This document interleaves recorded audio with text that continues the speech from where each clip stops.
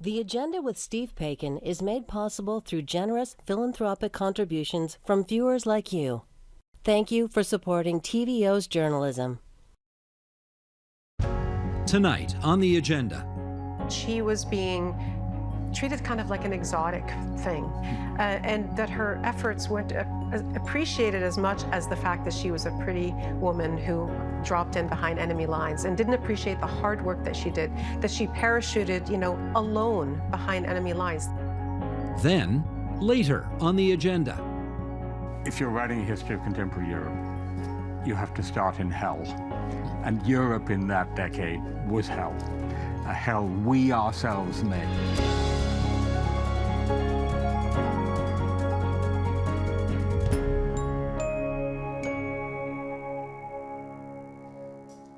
Journalist and author Nahlah Ayed tells the love story of two agents, one British, one French-Canadian, working for Britain's Special Operations Executive in France during the Second World War.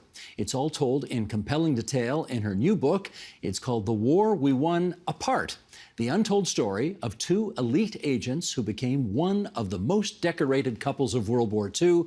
And it brings Nahlah Ayed to our studio. And the first thing we established in the green room before coming out here is we've never met before. We have not met before, which feels actually strange. It feels like we've met before. Well, yeah. We both sort of do the same thing in the same city for a long time, and yet this is the first time, so it's long overdue. Great to meet you. Yes, great indeed. To meet you finally. Lovely to meet you. Thanks for having me. If you told me that you were doing a story about a couple that was involved in a war, I would immediately be thinking, okay, she met them in Afghanistan or she met them in Iraq. I'm pretty sure you didn't cover World War II firsthand. So the first question is kind of obvious. How did you find this story? Yeah, I have to give all credit to our producer at the time in London, Stephanie Genzer, who, we were there in London as a correspondent there. Every year we did a story about D-Day.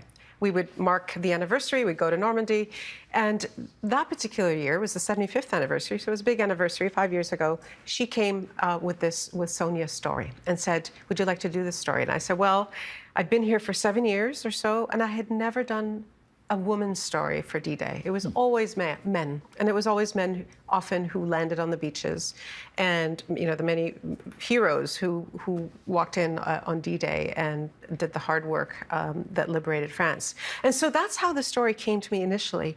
But then I was taken with the story of Sonia. So she is, she's both a combatant and a civilian, and she's a fighter, but she's also a victim in the story. And so after we did the piece, we had such a reaction from people, women, people from all walks of society, but especially women wrote and said, how is it that we don't know about Sonia d'Artois?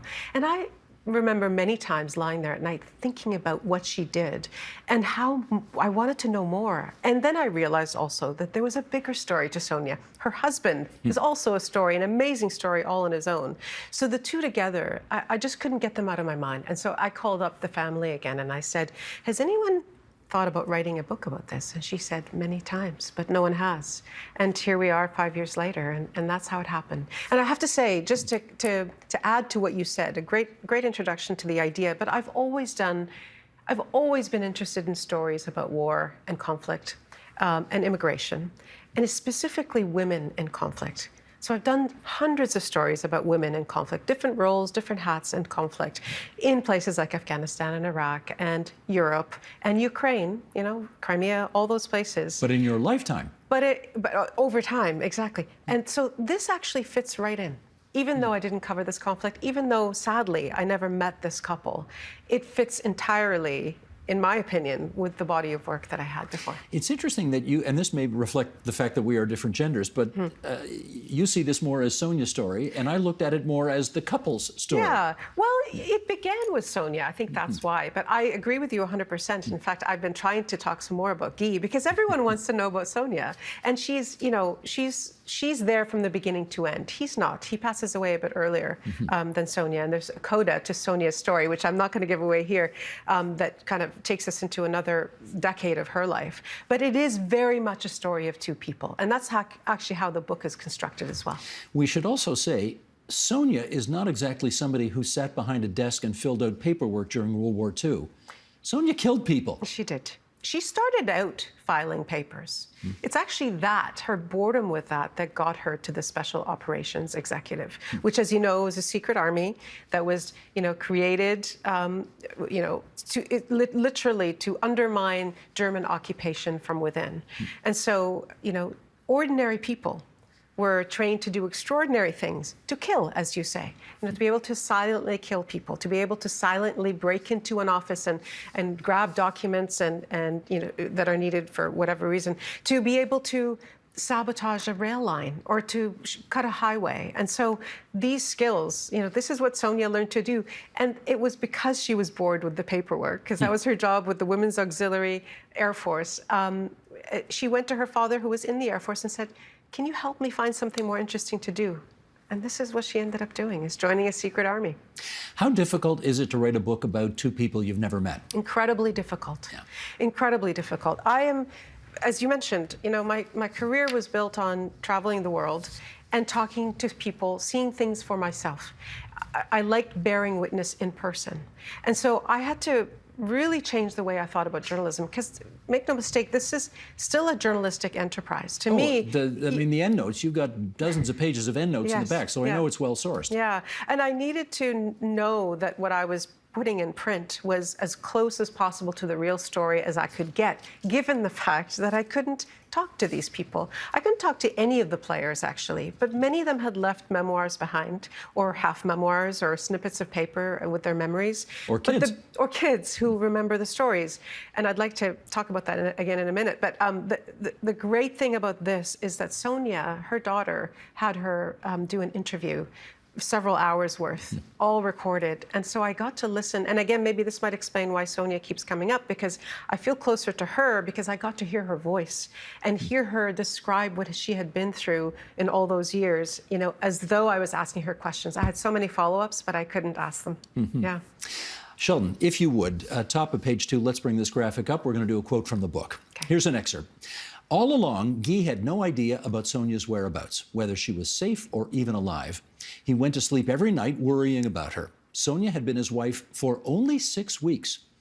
Beyond the SOE, the Special Operations Executive training houses, and the hotel room they shared as newlyweds, they never lived together.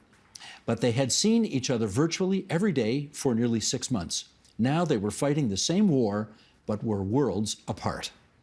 How does this married couple's relationship survive World War II, big absences, like significant things that happened to both of them and that they perpetrated themselves over this period of time? It's such a great question.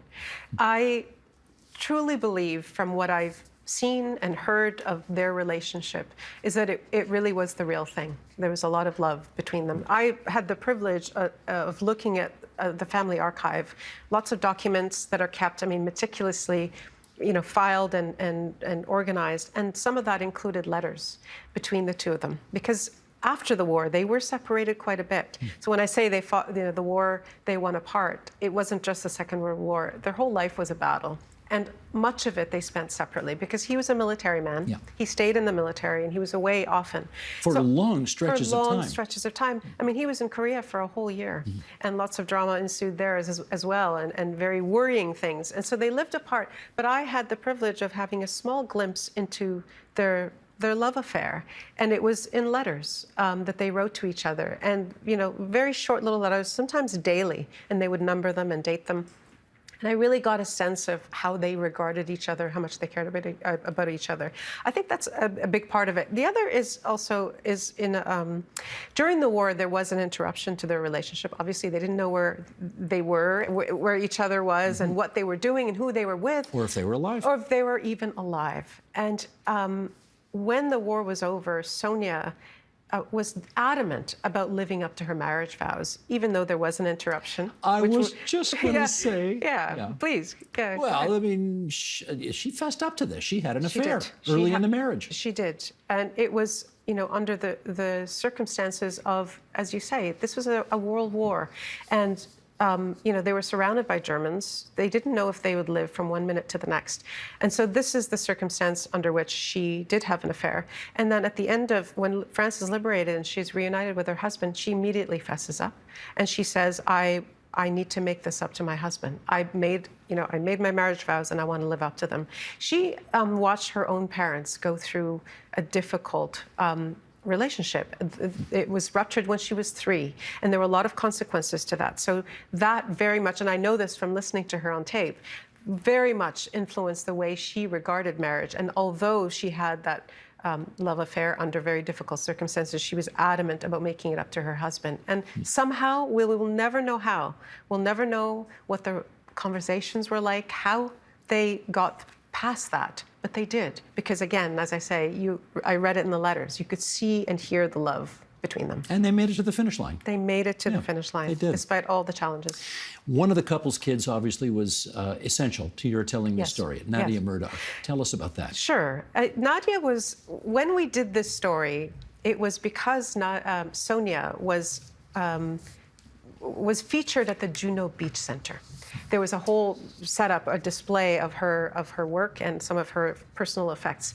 And we went over to Normandy and we met the family, and Nadia was the person I interviewed, and also the next generation. But there was an instant connection because you could tell how much she cared about telling the story of her family. This, I think, is not an understatement, that for her it was a lifelong dream that there's a book written about her parents. And so Nadia was my primary source. She carried much of her mother's memories. She knew her mother very well. She's the eldest girl in the family, very, very close to her mom. 6 kids? 6 children, 3 boys and 3 girls. Perfect symmetry. Sonia was barefoot and pregnant a lot. A lot, for the better part of a decade. Yeah. And so, which made her life very difficult. It had a lot of health effects and all that. So Nadia was essential to telling the story. And because it was a journalistic exercise, I mean, it could be a very fraught relationship. But, a huge thanks to Nadia for giving me the distance and appreciated the journalistic process and never tried to influence what I wrote. She just enabled my access to material, and she was always available when I had questions. And of course, she provided that interview, which was an incredible glimpse, a first-hand glimpse into Sonia and her personality. Well, you did kind of anticipate my next question, which is when you have somebody who's that close to one of the people you're writing about, it would be understandable if they wanted to influence how you portrayed their mother. Absolutely. And you're saying she did not try to do that? No, she did not. No. In fact, I mean, I was worried because, this story meanders quite a bit. There are a lot of challenging situations. There are a lot of difficult moments. No one is perfect. Even heroes can be flawed.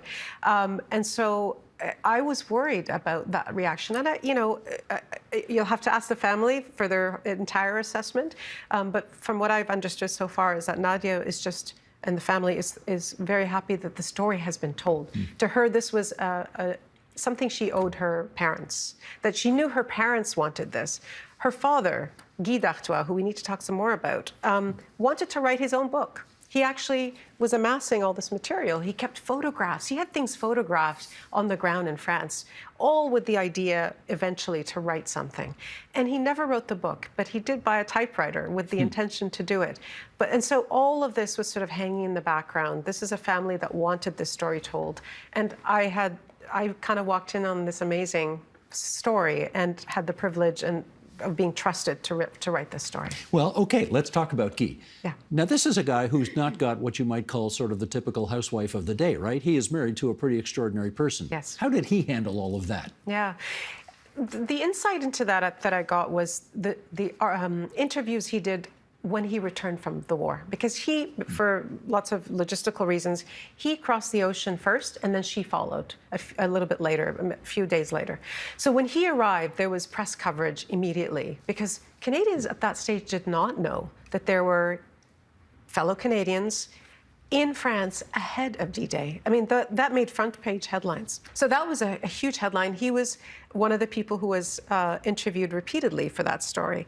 And in the telling of his story and his colleagues, because he arrived with 5 or 6 other men who had done the same thing as he did, many of them, most of them French Canadians, obviously, he started talking about Sonia.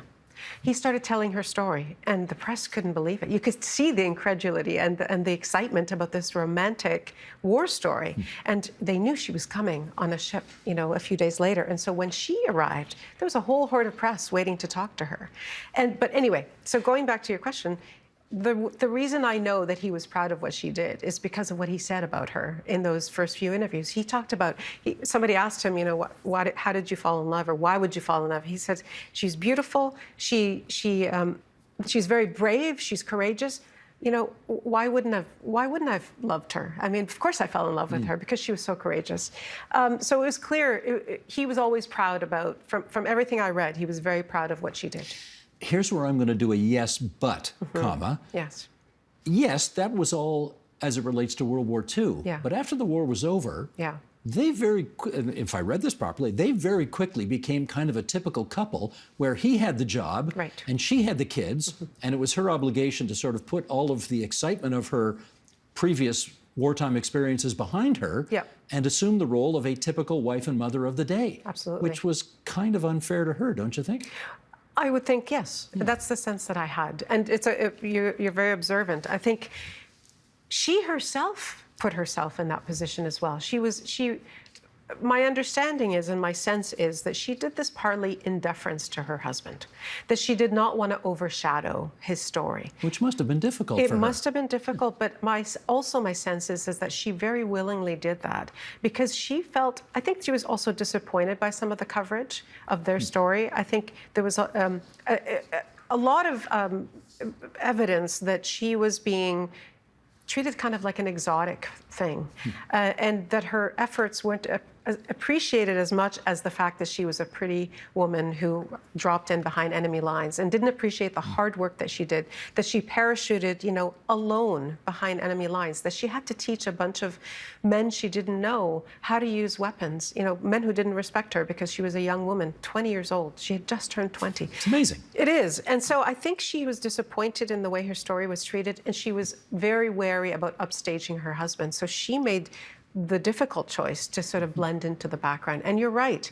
she did play a very traditional role. Although, if you talk to the family, you get a sense that she really was in charge where it came to the house. Oh, there's no question about that, particularly since he was away for such long stretches of time. And you can imagine, and I've heard this from lots of other people, when the husband is on the road and then comes home and tries to assume, I'm the man of my castle again, and said, well, wait a second, you haven't been here for a year. I don't think it works that way. Yeah, and in fact, there is a part of the book where I talk about that, where she, you know, they have to bring him back into the fold, where she's been in charge, she pays the bills, she takes the kids to hockey and to ballet and all those things, and suddenly he shows up and there are different rules. And there's actually one part that I find really interesting where she decided to learn how to drive, to kind of, you know, augment her independence. And he put a stop to it when he came back. And so she had to do it secretly. She actually continued with the lessons without telling him, and just went ahead and learned how to drive. And when she decided to take on a job, there was also consternation. So there appears to be some tension. And don't forget the times. And we're talking about the 40s and 50s and 60s. That was a time when society imposed those pressures as well. It was not typical for women to be in combat. It was not typical for women to upstage their husbands. I'm sure there were many examples, but it was not the typical way of living. And so all of that led to Sonia kind of receding into the background, while Guy continued, you know, with some incredible feats also of other things beyond the war, where he made headlines as well. Well, let me pick up on that, because here's the initial assessment, as you've got it in the book, from the Special Operations Executive, who described Sonia as, quote, very nice, very popular, but anxious from motives of romance. Yeah. What does that mean? It's so judgmental. Yeah. I read all of those assessments in her file, which was really provided so much information. I loved going through the file because I learned so much about how they were regarded. And women, if you read some of the literature out there on the SOE and the women's participation in it, they were often judged and seeing it through a different lens than the men were. My sense is, and other historians who've written about the SOE, is that many of those instructors didn't like having to train women for these jobs and didn't want women to be involved in the SOE.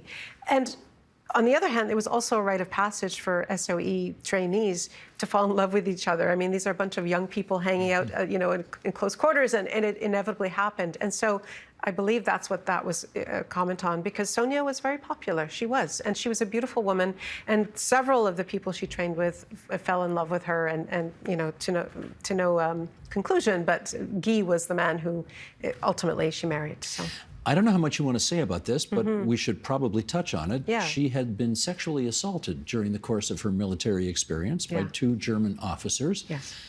Do we know how she got through all that? Yeah. It's a very difficult story, as you can imagine. And she had not talked about it publicly. It was mentioned in her file. It was actually mentioned and cited as a reason for which she deserved to be recognized, because despite that horrific incident, she continued and did more work.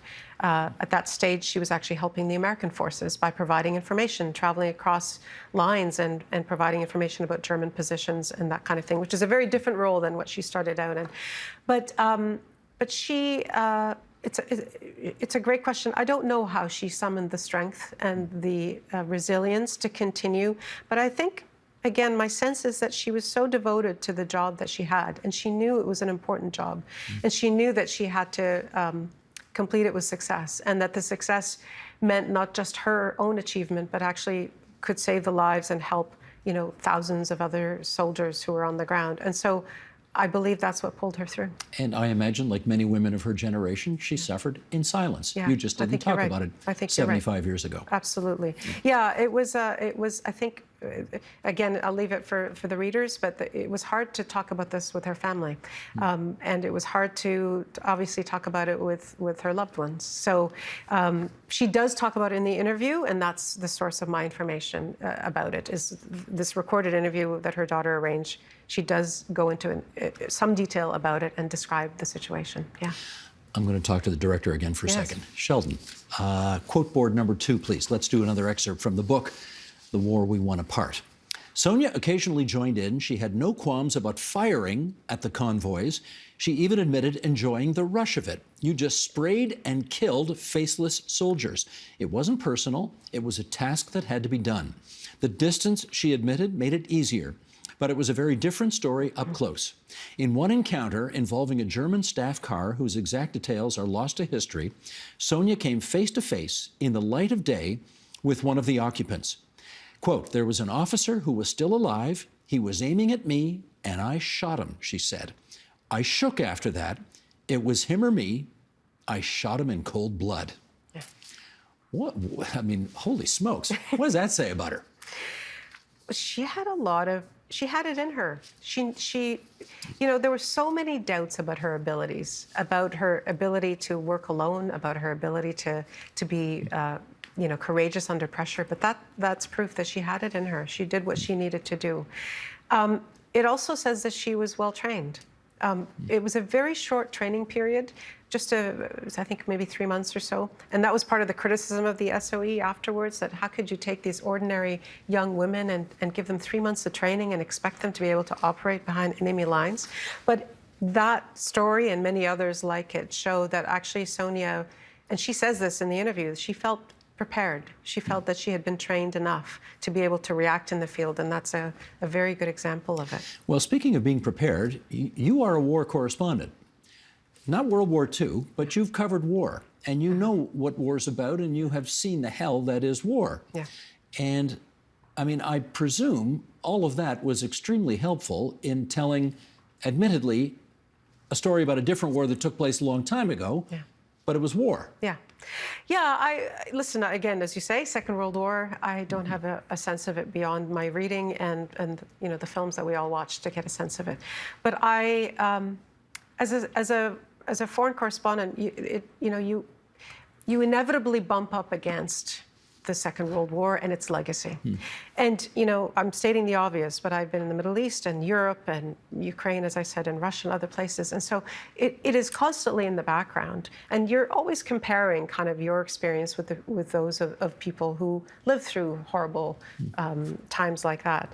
But, there were very many moments where I could imagine, for example, what it was like for Guy to land in France and watch the plane leave and realize that he had no way out, that you are now here, and this is what you're doing. I remember, and I'm not a soldier, obviously, and I'm not an agent, but I'm a journalist who's had to land in really dangerous places and then watch the plane fly away and realize, wow, I am now here, and there's no way out until I get this job done. And so I used some of that to try to approximate what it might have been like for Guy or Sonia to land in a dangerous place, knowing that you could be killed at any moment, just to try to approximate what that might have felt like. And so I used some of my own memories in describing that. Another scene like that is Sonia's driving away from Le Mans when she was working for the Americans.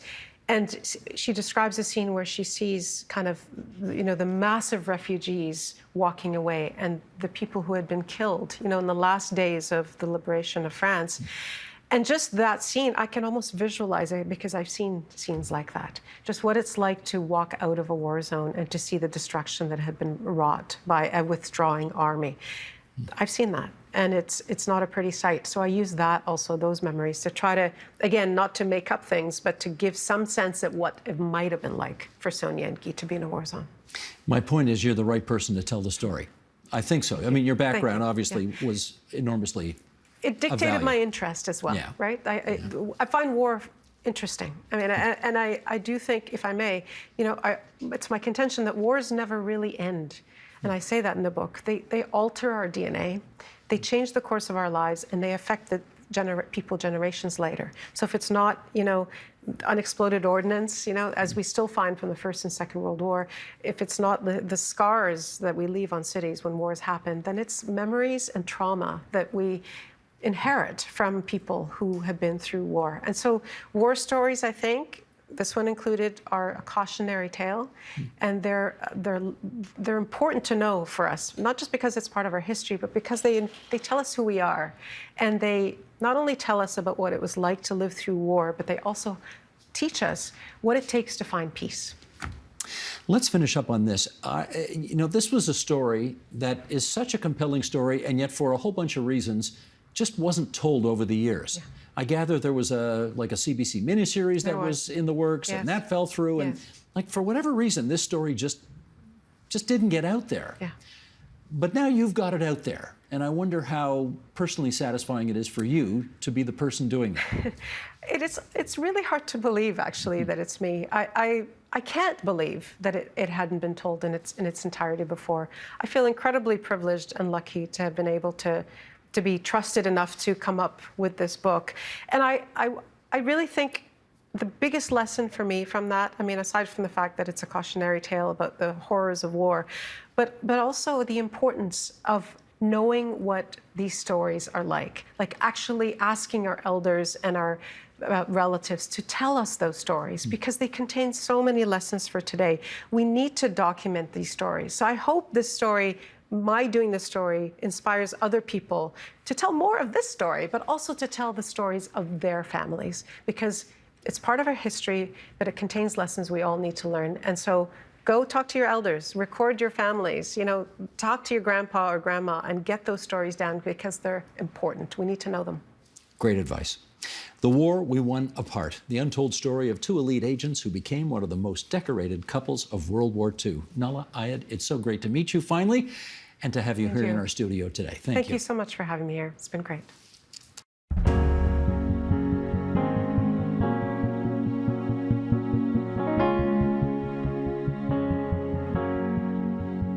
My goodness, Timothy Garton Ash has seen a lot of European history. The Oxford University professor has written a terrific book on his first-hand travels through Europe's history, some of which was apparently subversive enough that the Stasi, the East German spy service, had a file on him. The book is called Homelands, A Personal History of Europe, and it's won the 2024 Lionel Gelber Prize for the best book on foreign affairs. And Timothy Garton Ash joins us now here in the studio. It's great to see you again. Pleasure to be back. You were here yes, indeed, back. You were here 7 years ago with your last book. And I want to start with a quote. Close to 90 million people were either killed or displaced in Europe between 1939 and 1948. This means that roughly 1 out of every 6 Europeans was either killed or displaced. That is before we even get to the further millions who were merely starved, stricken by disease, raped, tortured, crippled, paupered, frozen, reduced to prostitution, orphaned, humiliated, degraded, widowed, psychologically scarred for life, let alone the long-term effects on their children and children's children. Okay, why does Europe have this whole cradle of civilization, everything's wonderful going for it, when it has such an appalling history? Listen, if you're writing a history of contemporary Europe, you have to start in hell. And Europe in that decade was hell, a hell we ourselves made. And so if we're going to talk about European civilization, we also need to talk about European barbarism. And I think that's really important to understand. But of course, the story of this book is a story of how we Europeans said, never again. We were never again going back to that hell. And here we are nearly 80 years later, and we're back in it. We have the largest war in Europe since 1945 in Ukraine. You're back in it, and not for the first time. Let's not forget the Balkans of the 1990s. That's exactly right.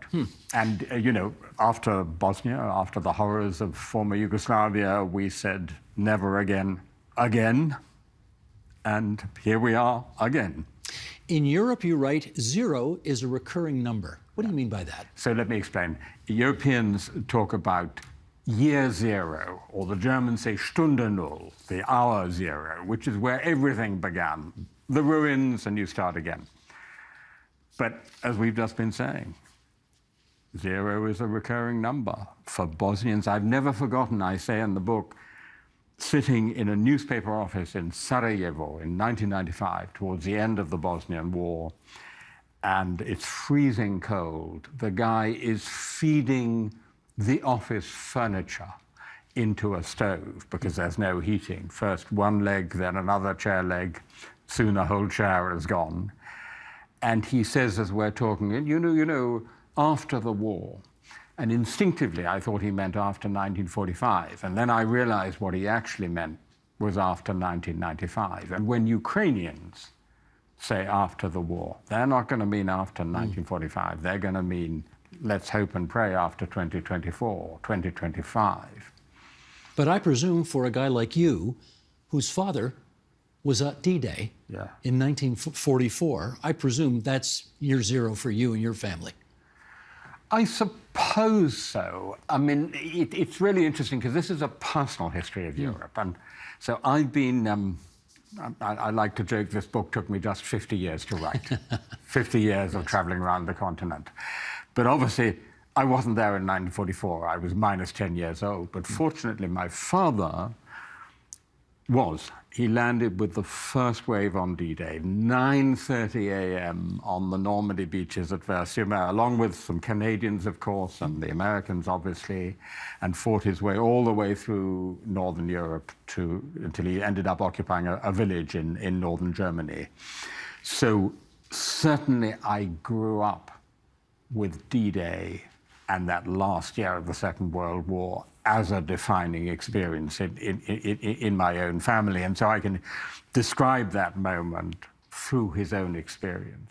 For a guy born in Wimbledon, England, yes, you speak English, you speak what else? Polish, German, French, and then passable knowledge of a few others. So do you feel more European because you can speak more than one language? Undoubtedly. I mean, this is, of course, one of the great things. It's one of the many ways in which Canada is, in a way, a kind of European country, because... You said that, actually. You said we make a pretty good EU member. It's a joke, of course, but it's perfectly true. You would be the perfect EU member state. Model liberal democracy, great respect of international humanitarian law, civilized, multicultural, and bilingual, English and French. What could be better? We'll swap you for Hungary. But no, absolutely. So this is, in a way, the point of the title of the book, Homelands. The great thing about being a European is that you can be at home abroad. I'm in Paris, I'm in Berlin, I'm in Warsaw, I'm clearly abroad because they're speaking a different language, but in an important way, I'm still at home. The European Union's motto is, and I'm going to give my grade 12 Latin a workout here, in veritate concordia, united in diversity. And here's what you say about that. Unity and diversity are Europe's yin and yang, its thesis and antithesis, forever seeking their elusive synthesis. Push too hard for unity, and the forced union starts to fall apart. Push too hard for diversity, and Europeans end up fighting each other. Could you evaluate Europe's yin and yang today? How much diversity, how much unity? Well, let me start by saying that this is the key to understanding European history since the fall of the Roman Empire. For these 2,000 years, we've been pushing for unity. It gets too much unity, there's a Brexit or a war. Or there's too much diversity, and then we all fall apart and there's a war again. So we've been doing this toing and froing for 2,000 years. And I would say this European Union is the best stab we've had at it in 2,000 years. But we've got to understand that it's not about just constantly going for unity. We're not going to have a United States of Europe. It's not going to be a federal Europe. It's about finding that elusive balance between unity and diversity. And as we now set out to expand the European Union yet again to take in Ukraine, Moldova, Georgia, the Western Balkans, that's the challenge again. You wrote something in the book that I'm delighted you were wrong about. In 1980, on the last day of the year, you wrote in your diary, "There will be a nuclear war in the next decade." And then you rewrote the same line in all caps. Why, at that moment, were you so pessimistic about our future? Well, you know, people have forgotten that in the so-called Second Cold War, which was this period of extreme tension between the United States and the Soviet Union in the early 1980s, we actually came closer than we've ever done since 1945 to a nuclear exchange. I mean, the chief of the Soviet General Staff actually went to his bunker underneath Moscow because he was so worried that the so-called Able Archer NATO exercise was actually serious preparation for nuclear war under Ronald Reagan. So there was some reason for being worried. But you know, the truth is, Steve, I would say the danger is greater today. Ukraine gave up its nuclear weapons voluntarily in 1994 in return for security assurances from Russia, the United States, and Britain. Look what happened to Ukraine. It got hammered. Imagine if they'd had a nuclear weapon to threaten retaliation against Russia. You have to assume Putin would have thought twice. Exactly, exactly. So that actually, I think what's happened to Ukraine has given a huge push to nuclear proliferation. And then now look at what's happening in the Middle East, Israel, Iran. So I'm afraid we're probably entering another period where the risk of nuclear war is going to go up. This time, not between two superpowers, but by nuclear proliferation. Well, having said all that, let's focus for a moment on one of the more joyous moments of your travels through your homelands, and that is you drove for 7 weeks in 1978 through the entire Soviet bloc, as you tell us, from East Berlin to Sofia, Bulgaria. Could you ever have imagined that about a decade later, that evil empire would simply end? So it's a great question, and I'm going to give a kind of nuanced answer to it, because you were inviting the answer no. In German, they say Jein, which means yes and no together, Ja und Nein. Because coming at it as someone trained in the study of history, and coming at it with fresh eyes as a young guy, and as a reporter traveling around, I could see that this was an empire in decline. So I think I had the basic insight. This is an empire in decay. What I could never imagine was A, it would only take 10 years, 11 years, and B, it would happen entirely or almost entirely peacefully. I mean, the pivot of the story of the last 50 years in the book is, of course, 1989, the Velvet Revolutions, and the fact that this enormous, the last great European empire, nuclear-armed empire, could softly and suddenly vanish away with hardly a shot fired in anger, seemed a miracle at the time, and actually was a miracle. I'm trying to imagine the Berlin Wall has come down, East and West Germany are reunited in a single German country, and you are sitting opposite the former Chancellor of Germany, Helmut Kohl, and he says to you, do you realize that you are sitting opposite the direct successor to Adolf Hitler? I don't like it, but that's the fact. he says to you. How did you react when he said that? Helmut Kohl, I have to tell you, was the largest human being I have ever met. He was an enormous man, both in height and in girth, so he was towering over me.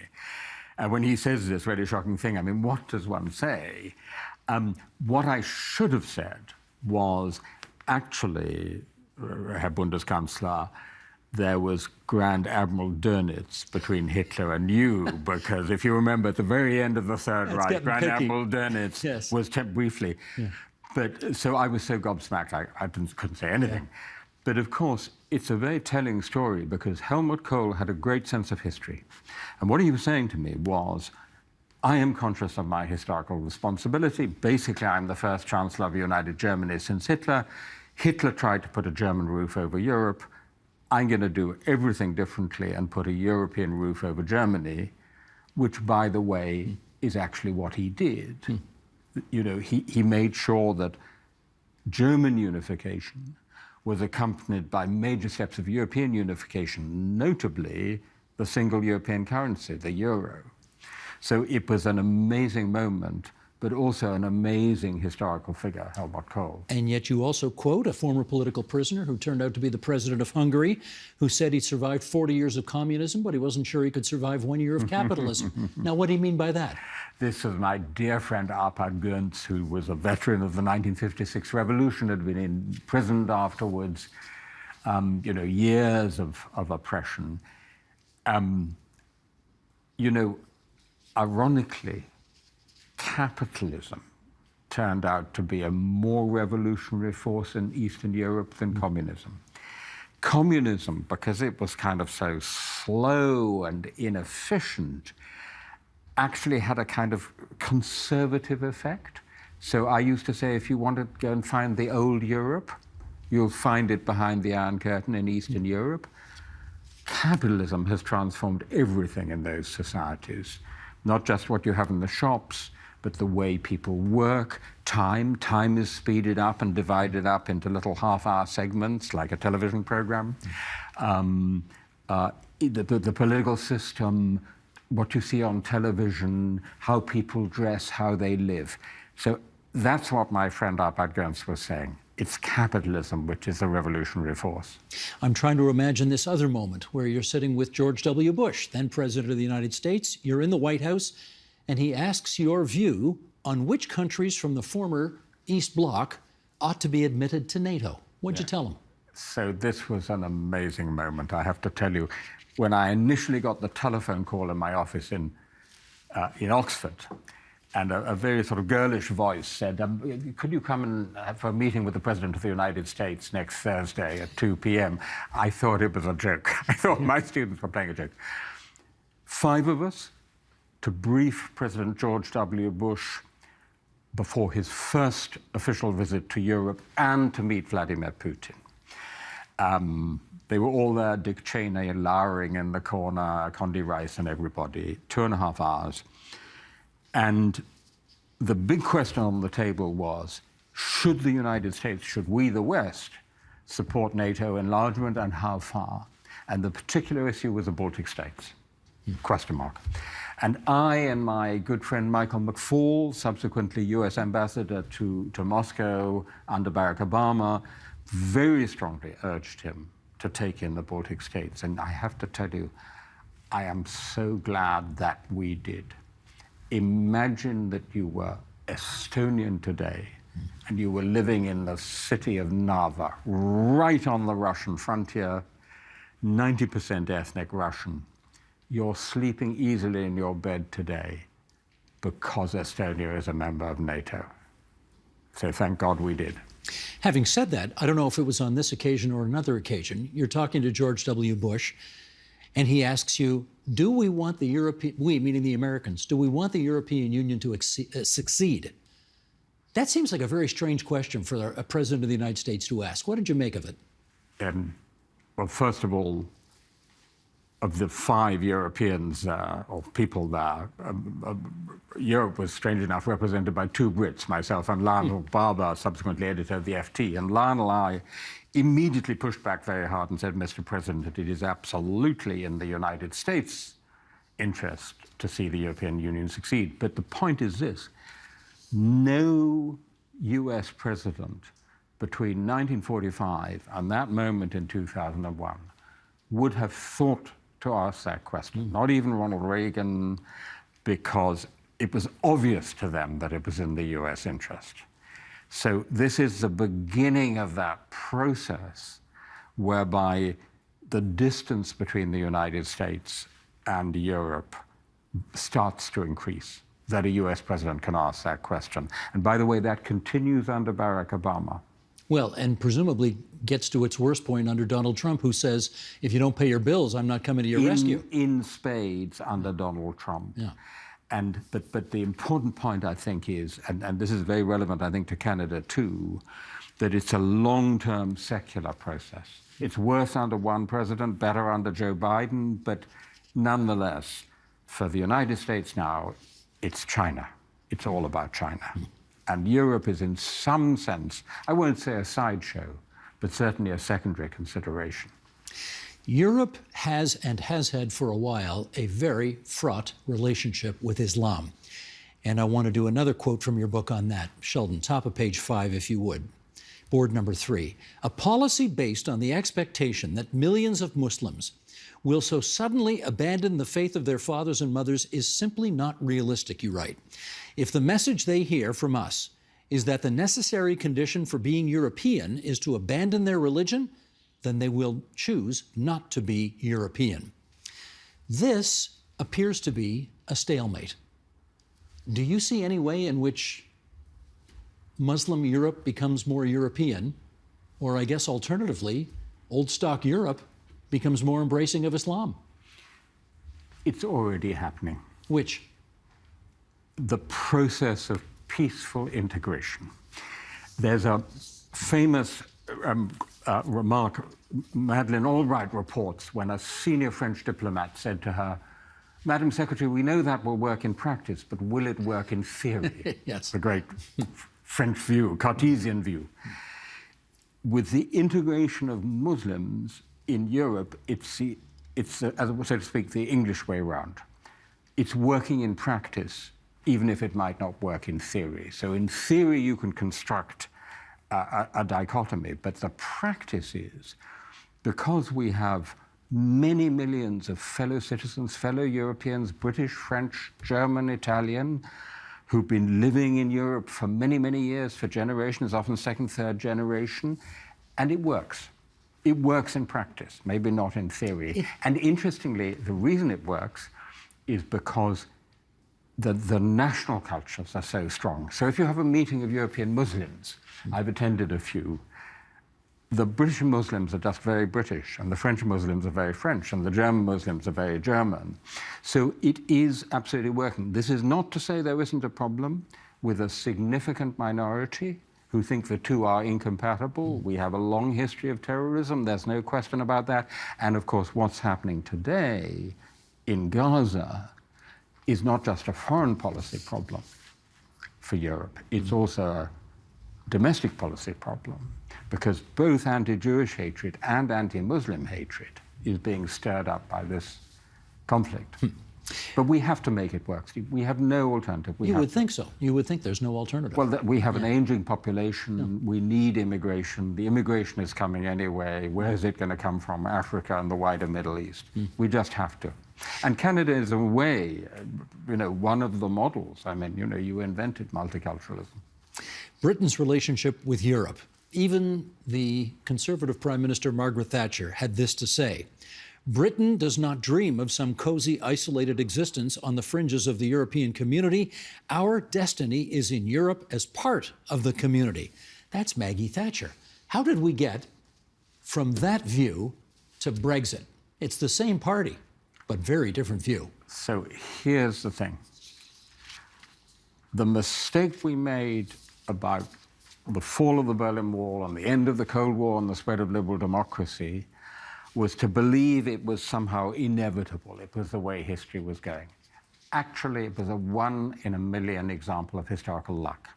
Good luck. And Brexit, it's the other way around. It was anything but inevitable. people tend now to see it as, you know, the expression of some deep, deep causes. It was a 1 in a million example of historical bad luck. A whole series of things came together, from more important things like the role of the Eurosceptic press, to the fact it was the height of the refugee crisis in continental Europe, all the way to the personal role of someone like Boris Johnson, and just squeezed it over the line. It was 52% to 48%. And we've been regretting it ever since. If you look at the opinion polls now, it's going up around 60% of the Brits asked who say it was a mistake. Well, okay, but, and for this next question, I'm going to sort of combine what you've written in this book with what you wrote in your previous book about free speech, and that is, it seems to me one of the lessons that emerges from Brexit is that campaigns or arguments that are designed to appeal to the heart and the gut, using lies, using what everybody acknowledges after the fact were out-and-out lies, that will succeed over a rational appeal to the brain. If what you have in your society is a kind of wellspring, deep wells of anger about the way things have been going, because Brexit was also an expression of the fact that a very large part of British society, particularly in the post-industrial North, felt left behind, ignored, underprivileged, through the kind of liberalism, neoliberalism, if you want, that we'd had for the last 30 years, Thatcher and then Blair, okay? So it's also an expression of the thing that gave the United States Trump and gives France Marine Le Pen and gives Germany the AfD. That's another part of the story. And then the demagogues come along and tell this compelling narrative, and the slogan of the Brexit campaign. I mean, I was a passionate Remainer. That day of the Brexit vote was the worst political day of my life.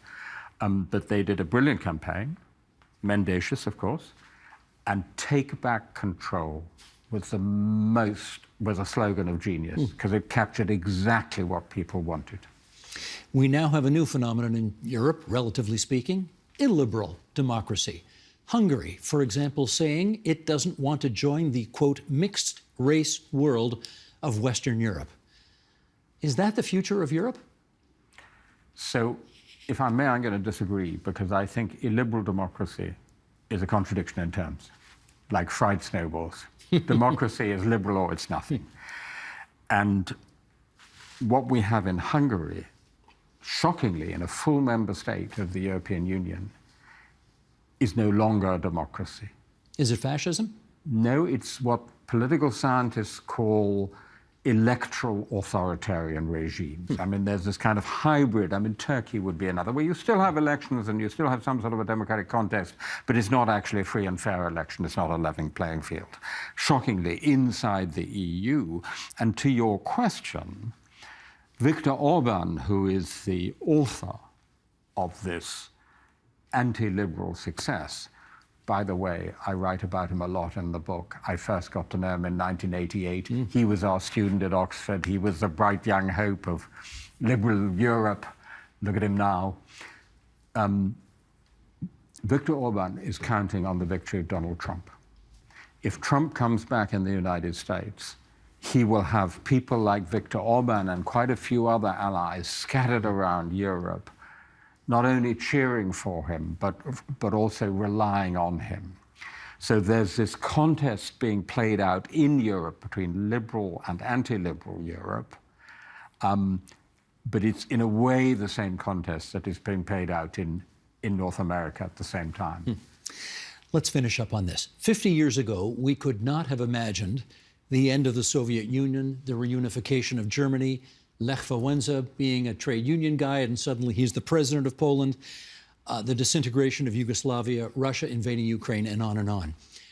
As you look at Europe today, what do you think will happen 50 years from now that we can't possibly imagine today? So my formula has always been pessimism of the intellect, optimism of the will, Just analytically, it's not looking good. We have two big wars at the edges of Europe. We have nationalist populist parties that are doing very well. There are growing unhappiness with the European Union, so that one can very well imagine a Europe 50 years hence, which is back to its bad old ways, to go back to the beginning of our conversation. However, history is always open. It was open in summer 1914, it was open in summer 1939, and it's open now. So it's up to us. And I am firmly persuaded that if we mobilize to defend the best Europe we've ever got, we can still hang on to it. There could still be a European Union 50 years hence. And that, in a way, is the reason for writing this book, to say to young people in particular, everywhere, hey guys, you've got the best Europe we've ever had, but if you don't watch out, we're going to lose it. We congratulate you once again on winning the Lionel Gelber Prize for Foreign Affairs Writing. The book is called Homelands, A Personal History of Europe, and we are so glad it has brought Timothy Garton Ash back to our studio. All good wishes. Great pleasure. Many thanks.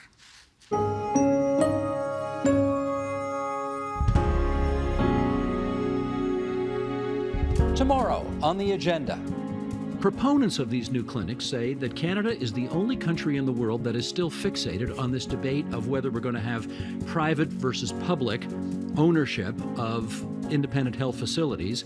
We apparently, I've seen a study which says we have the second worst access to healthcare services in the entire OECD. We are only ahead of the United States, where, of course, if you're rich, you can get access whenever you like, but everybody else has a hard time. That's tomorrow on the agenda. The Agenda with Steve Paikin is made possible through generous philanthropic contributions from viewers like you. Thank you for supporting TVO's journalism. The Thread with Nam Kiwanuka is back for a new season. Connect anytime on Instagram and watch full episodes on YouTube or tvo.org/thethread.